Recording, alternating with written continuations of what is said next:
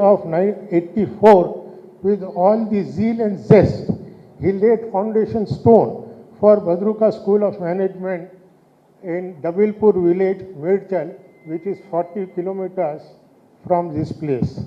It was his lifetime vision to establish Badruka University. By the grace of God, we at Badruka would turn his desire and his dreams into reality very soon.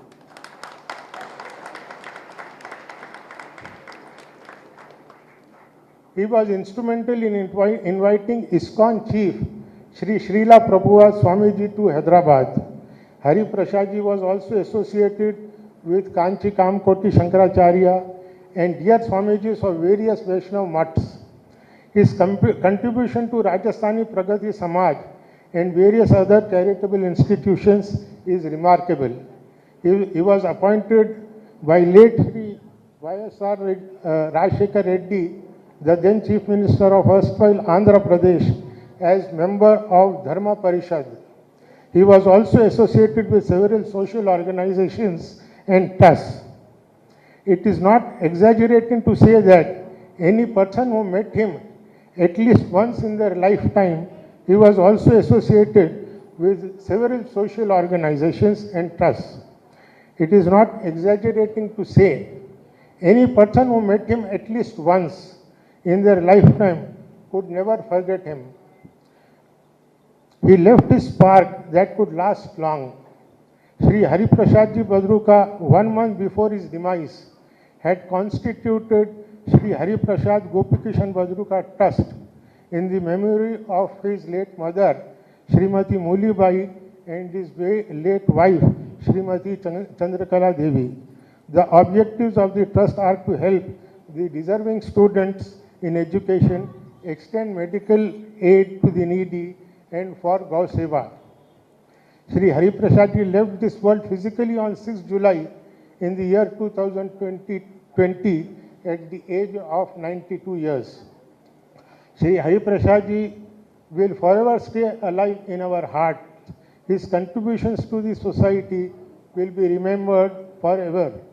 All his visions would be successfully carried forward to greater heights by his next generations.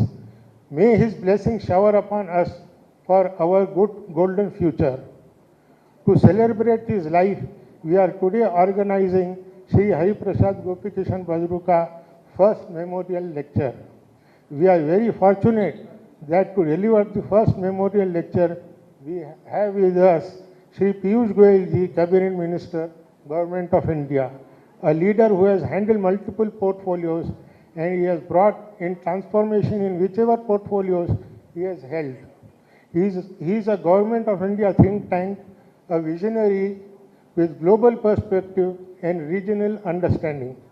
So ladies and gentlemen, my young student friends, please put your hands together to welcome the speaker of this function, Sri Piyush Goyal ji.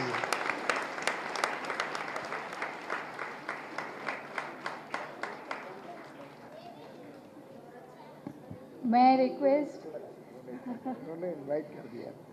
Thank you, sir.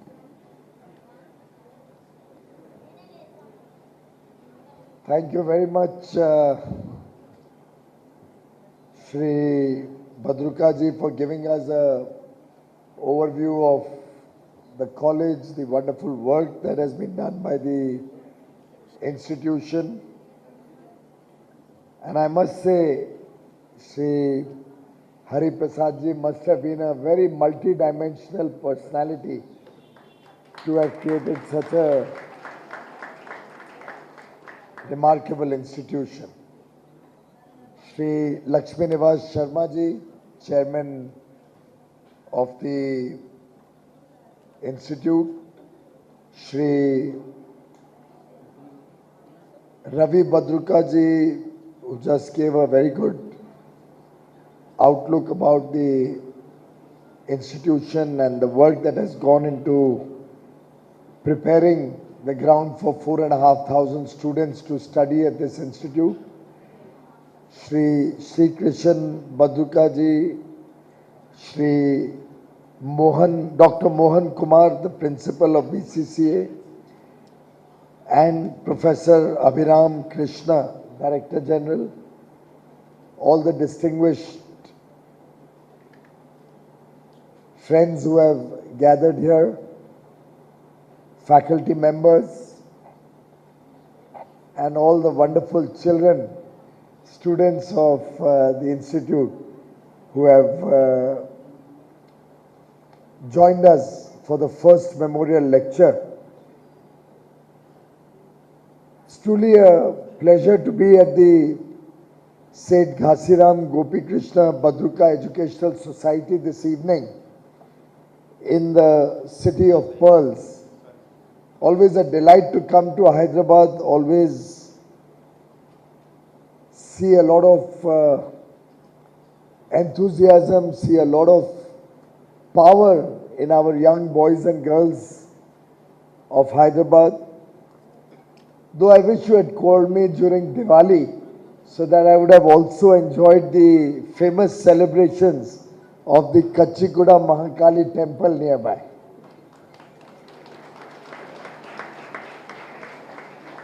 Indeed, the work done by the society and the college has been remarkable over the years.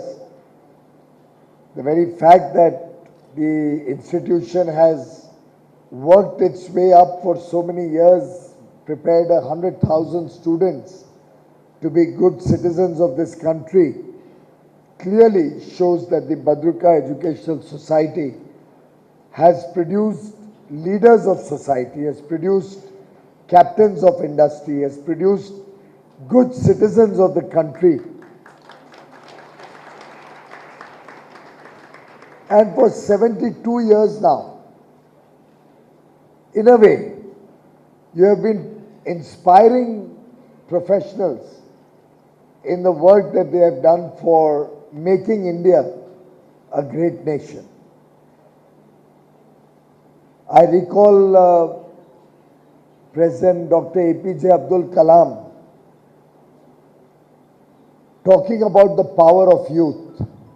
And if I may quote, the challenge of transforming India can be achieved through youth, which has the power of ideas, ambition, and ability.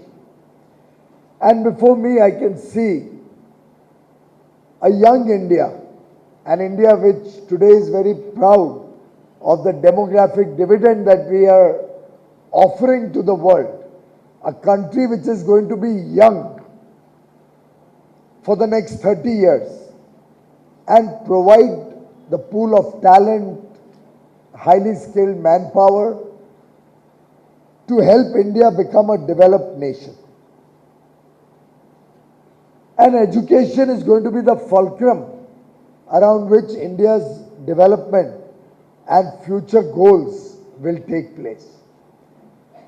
Many of you must have heard Honorable Prime Minister Shri Narendra Modi when he addressed the nation from the ramparts of the Red Fort, celebrating 75 years of independence, Azadi Ka Amrit Mahotsav, where he articulated his vision for India at 100.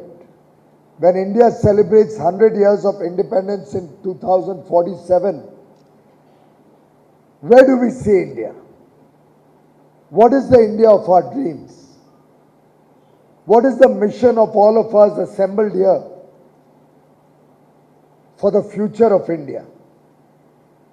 And I think he brought it out very appropriately in the Panch Pran that he offered to the nation, the 5 commitments that he highlighted.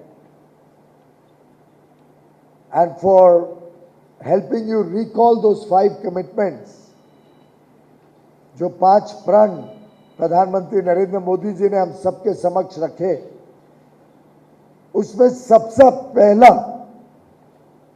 जो हम सबका सपना है कि भारत एक विकसित देश बने, India should become a developed nation by 2047.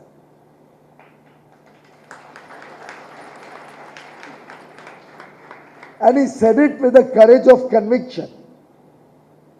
He has the confidence in all of you. He knows the ability of young India to be able to make India a developed nation by 2047.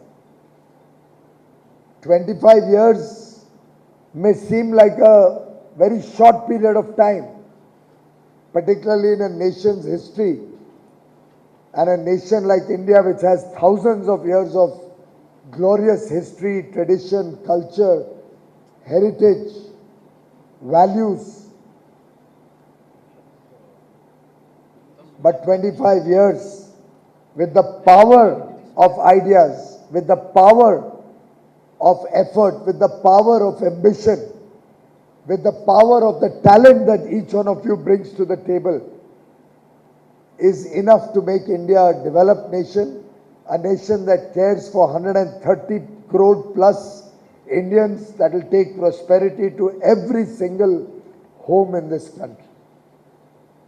And towards this goal of making India a developed nation, he also spoke about unshackling ourselves from the colonial mindset, getting rid of the past, the evils of the past, some of the inheritances that we have brought in from the times of foreign rule, whether it was the British, whether it was the Mughals.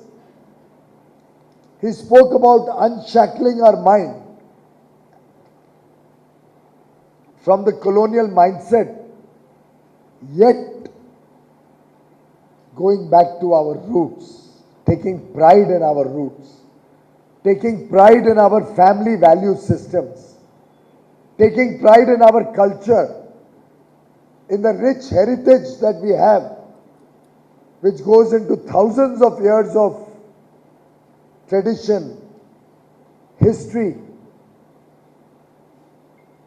And all of this is possible. As he said, the fourth prong, when we are united as a nation. देश की एकता और एकजुटता हमें एक विकसित देश बनाने के लिए आवश्यक है. And collectively, working as one, when the nation looks at India at 2047 as a developed nation,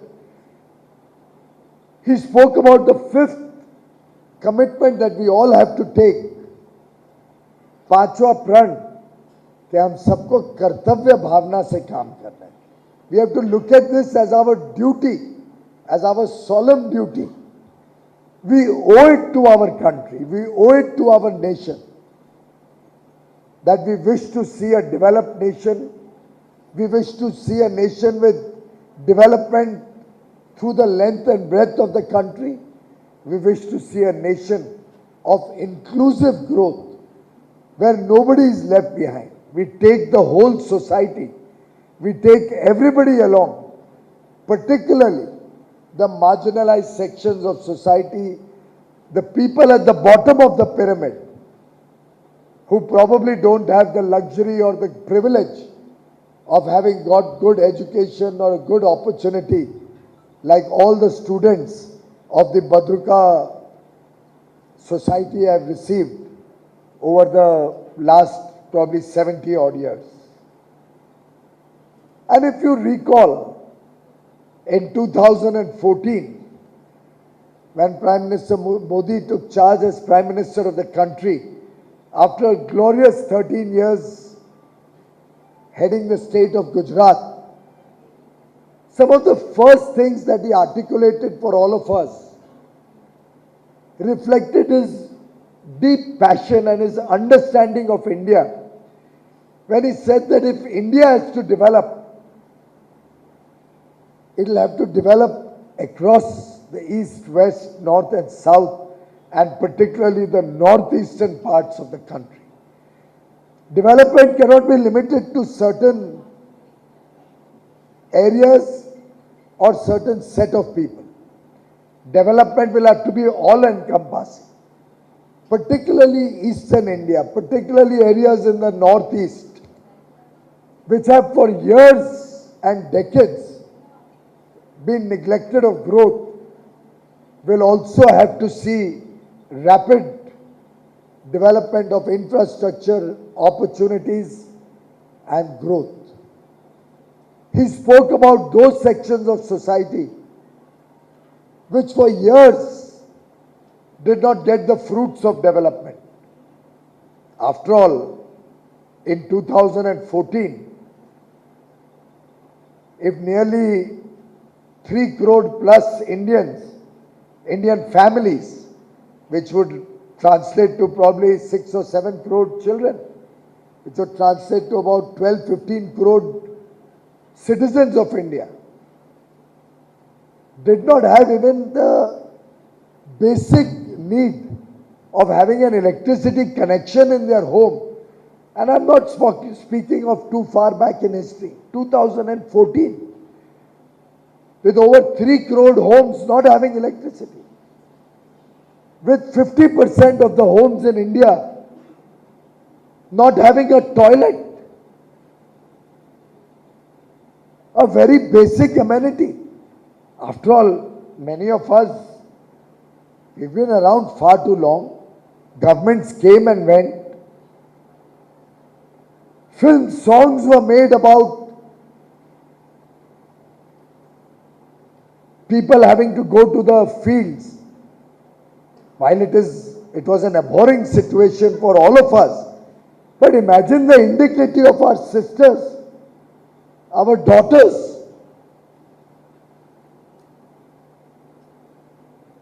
Yet 50% of the country did not even have a toilet as recently as 2014. Half of India did not have a cooking gas connection. They were dependent on the old traditional chulas for cooking. For the young boys and girls of today, maybe this may sound as a little outdated conversation. But remember, each of the women who was cooking on that chula reportedly took in 400 cigarettes, equivalent of smoke, into their body every single day they were on that chula. More often than not, our sisters, our mothers, clearly these were unacceptable situations. And over the last few years, collectively, the nation has been working to prepare the foundation on which the next 25 years story will be crafted as India progresses from a $3 trillion economy, $3.5 trillion economy, to a $30 trillion economy and attains its rightful place in the Committee of Nations. Once again gets back the glory of a Vishwaguru that it reportedly was many years ago, when India is reported to have provided 25% of global GDP from our beloved country. And all of this could not have been possible, this kind of an ambition would not have been possible without the building blocks being in place. It was important that we take good quality life to every citizen of the country. Nearly 3 crore people who did not have a pakka house, a proper home, will have their own home with all the necessary facilities. Every home in the country today has power. Every home in the country today has a cooking gas connection. Digital outreach has reached the nook and corner of the country. We have 4G connectivity almost across the country. On 1st of October, Prime Minister Modi launched 5G, and over the next 18 to 24 months, we'll have this rollout of 5G across the country, being amongst the first few nations in the world and certainly the first nation of the size of India to be connected with the most modern technology. A simple program like Swachh Bharat Mission, to my mind, has life-changing dimensions for all of us. After all, why is this room kept so clean? Why don't we have garbage all over this place? Because all of you are conscious. You see a good place, you want to keep it good. You'll see a garbage dump, 10 other people will throw garbage over there. As a nation, we have become conscious that we'll have to focus on cleanliness. And unless your surroundings are clean, your mind cannot be clean. Whether it is Swachh Bharat Mission, whether it is the effort to take piped water through a tap to every home in the country, the Jal Jeevan Mission, or whether it is providing food grains to the lesser privileged sections of society, the poor, the lower middle class. 80 crore Indians through the COVID period not only received what food grain they were getting under the Food Security Act, but got nearly twice that quantity as the Pradhan Mantri Garib Kalyan Ann Yojana gave another 5 kilo per person for 80 crore people for nearly 28 months, so that through the COVID period, and it continues even now, we don't have a single home where the child or where any member of the family has to sleep hungry.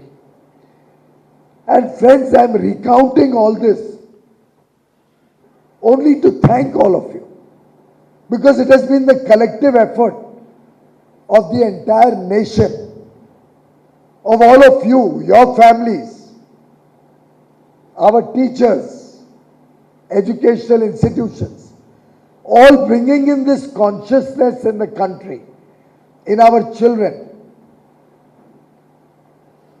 that we have to aim big, we have to plan big, we have to achieve big, and for that, we need to have the basic elements in place.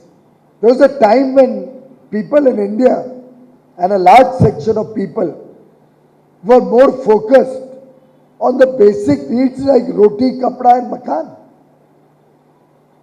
The effort has been to make sure that these necessary needs of every individual are provided so that we can truly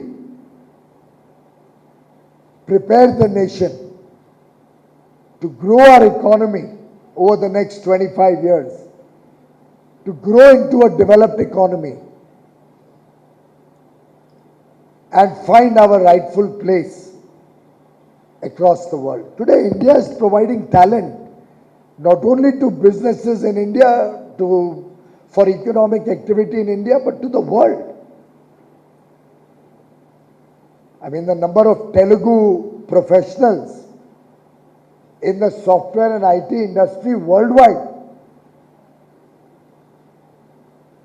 is remarkable. The talent pool, the managerial skills, technology skills that our STEM graduates provide to the world, and to innovation, research, development, manufacturing across the world is something to be proud of. As we upskill our youth, as we retrain our people to be more contemporary with the needs of modern world, modern technologies, as we prepare India on the path of becoming Atmanirbhar, self-reliant, the Make in India program, which is helping India prepare itself to be an integral part of the world economy, engage with the world from a position of strength. In fact, only recently, semiconductor industry, which has been given a lot of impetus by the government, has started coming to India. The first large project at an investment of nearly 1.5 lakh crore is going to start building their facilities in India soon. On the 30th of this month, only day after tomorrow, we have the foundation stone laying ceremony of a joint venture with one of the world's largest aircraft manufacturer, who is now coming to make in India. Our defense industry, where we used to be totally dependent on imports, is today getting more and more indigenized. From an importer, over the next few years, we will become a net exporter of defense equipment. Our automobile industry is a powerhouse. Our IT industry and the services sector is serving the whole world. India is poised for a very bright future. As the Prime Minister said, and I quote, India's technology, talent and temperament is bringing hope to the world.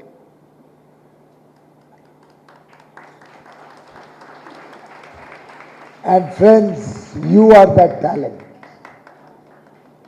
You are the flag bearers of India.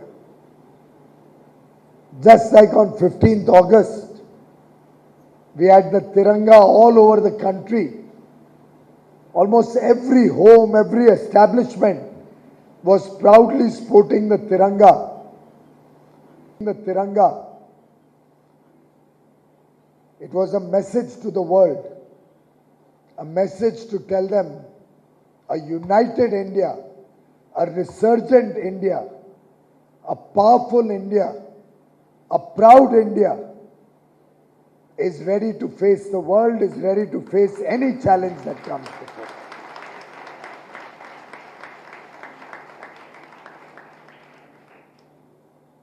Friends, industry and academia both have to work hand in hand. The academia prepares you, the talent pool of India.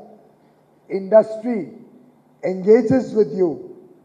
Some of you start your own ventures, you are entrepreneurs, you are startup innovators. And industry and academia working together will help India become a developed nation. In fact, if I may venture to suggest to my young friends here, create your own RRR blockbuster.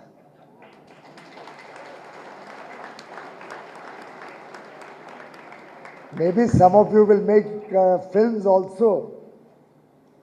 But for those who may not have that bent of mind or the skill sets to make a film, maybe you could, with your resolution, with your resilience, show us the results, the triple R story. And all of this is possible. We need to accept it needs a change in the mindset of the nation. It needs a change in our own self-confidence. And I, for one, believe that the mindset of this nation has changed irreversibly.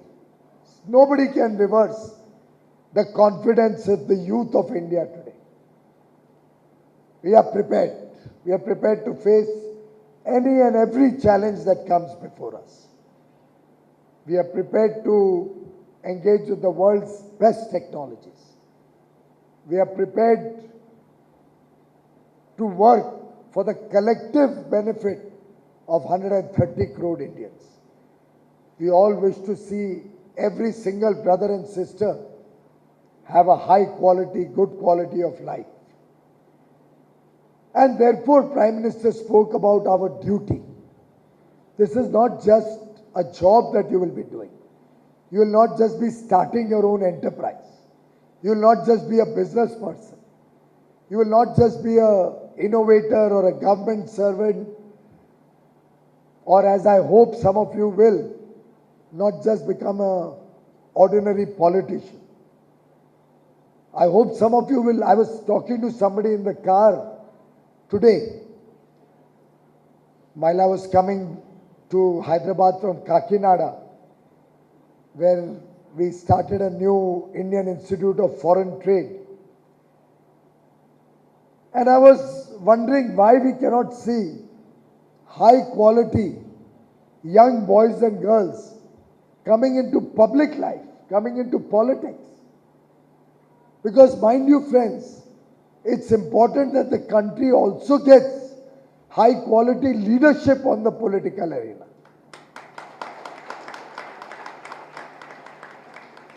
And I can see some of you providing that leadership to the nation. Some of you may join government as bureaucrats.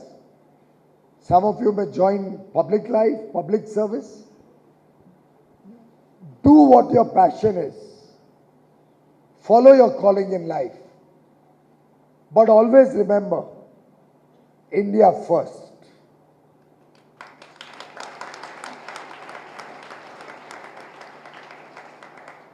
And if 130 crore Indians decide it is going to be India first, I can assure you, you will all be the champions of change. You will all be the persons who will take India to that $30 trillion economy. And I can statistically tell you it's very much in the realm of possibility. For some of you who may be students of economics, if you map the India growth story, in the last 30 years, the Indian economy, our GDP, has grown 11.8 times. We were about $300 billion 30 years ago. Today we are about $3.5 trillion. 11.8 times our Indian economy has grown in the last 30 years. And looking at the way we have been able to develop the foundation of India's growth story for the next 30 years, which more than us, the rest of the world is recognizing. The IMF chief economist, world leaders, captains of industry across the world, our counterpart ministers in different countries, premiers and prime ministers across the world are looking up to India, are looking at India as the engine of economic growth in the future. It's for us to decide what we want. And we have only two choices.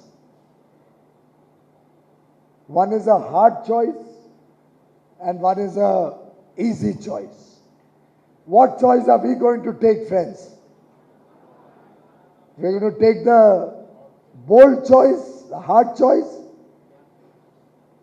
You all understand Hindi? आपने हिंदी में एक शब्द सुना होगा, भाग। सुना है? अभी 31st को रन फॉर यूनिटी होने वाली है।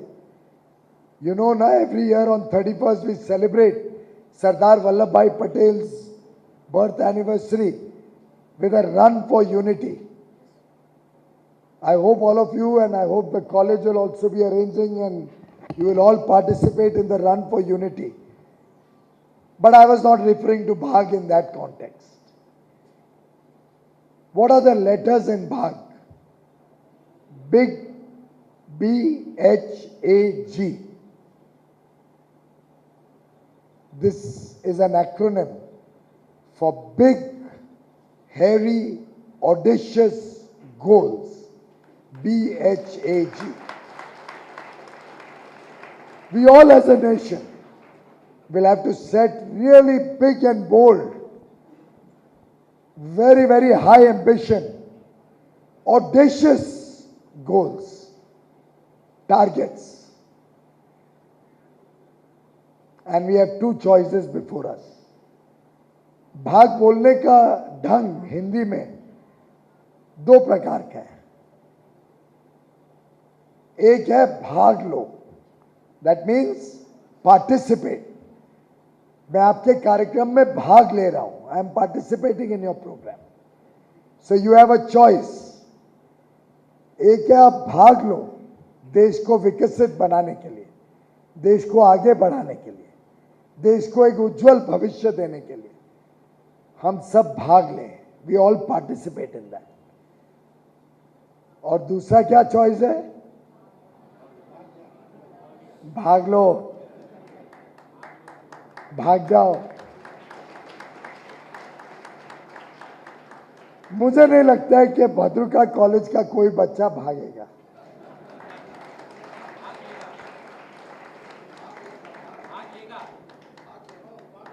यहां का हर बच्चा भाग लेगा. यहां का हर बच्चा हाई एम्बिशन रखेगा. यहां का हर बच्चा जो हरिप्रसाद बद्रुका जी ने अपने जीवन में उच्च सोच रखी, जिस सोच को लेके उन्होंने 5 दशक से ज्यादा, over 50 years he served this institution. I am told he was a strict disciplinarian, religiously working for the welfare of society, for his college, for this institution. He never allowed politicians to interfere in the admission process. Even I could not get an admission for anybody in this college.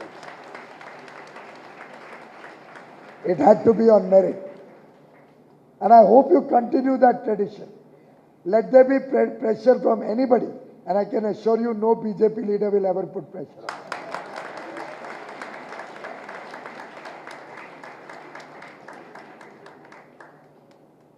Because anybody who puts pressure for such things on a bank or an education institution is at risk of losing his job.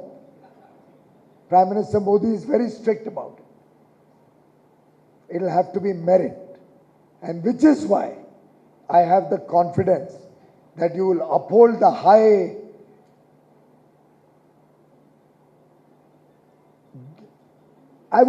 principles which Seth Hariprasad Gopi Krishna Badruka ji has set for this wonderful society. I am sure you will all continue to be like lighthouses and show to the rest of the country, show to the rest of the world the power of this wonderful institution.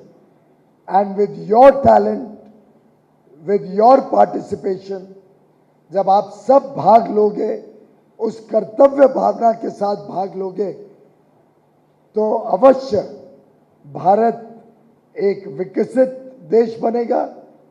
Bharat एक ऐसा देश बनेगा जिसमें 130-135 करोड़ भारतवासी एक अच्छा जीवन, एक प्रॉस्परस लाइफ लीड कर सकेंगे.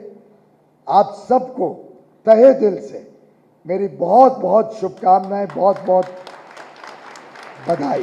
Thank you.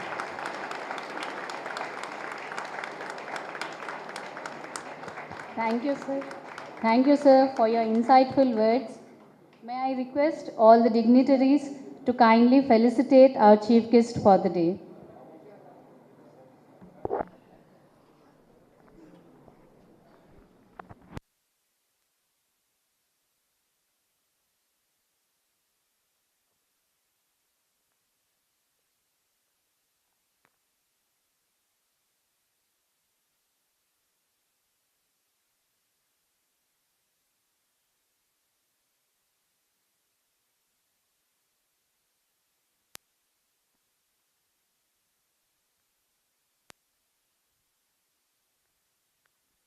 services sector is serving the whole world.